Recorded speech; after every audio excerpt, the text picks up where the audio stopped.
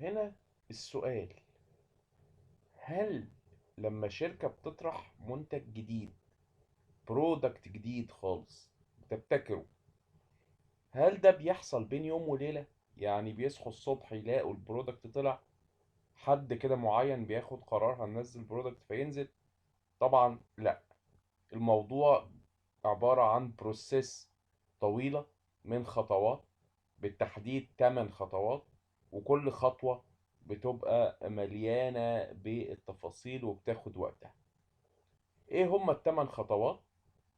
بداية من الايديا جينيريشن، اللي هو ابتكار الفكرة نفسها، للايديا سكريننج اللي هو فرز بقى الافكار كلها واختيار ما يصلح منها، للكونسبت ديفلوبمنت اند تيستنج اللي هو بقى تطوير المفهوم ده وتنقية اللي احنا بنسميها كده بالبلدي رجلاشة الايه الفكرة، يعني بنظبطها بقى ونرجلشها.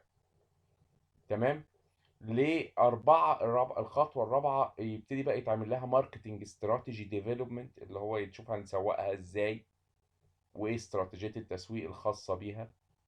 يعمل بيزنس اناليسيز، تحليل للسوق والملابسات وهتشتغل في ايه والمنافسين وغيره.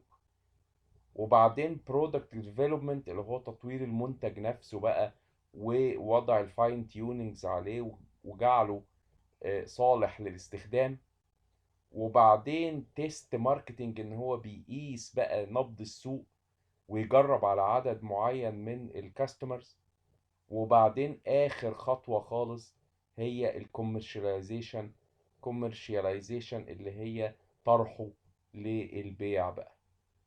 فكل دي خطوات، وكل خطوة بتاخد وقتها، وبيشترك فيها أطراف كتيرة وأقسام كتيرة جوه الشركة، وهنتكلم عن كل خطوة منهم بالتفصيل. دي عناوين على كل وسائل التواصل الاجتماعي تقريبا. هتلاقوا البرزنتيشنز دي يا اما في صورة باوربوينت برزنتيشن، يا اما في صورة اوديو، يا اما في صورة فيديو عبارة عن برزنتيشن مع اوديو، علشان اي حد عايز يستفيد من الماتيريال اللي موجودة، سواء كان يقراها على هيئة باوربوينت برزنتيشن او يسمعها عن طريق اوديو او يشوفها فيديو على اليوتيوب، بتجمع ما بين البرزنتيشن وما بين الشرح. واتمنى ان الكل يستفيد، وان شاء الله نتقابل في سيشن بعد كده.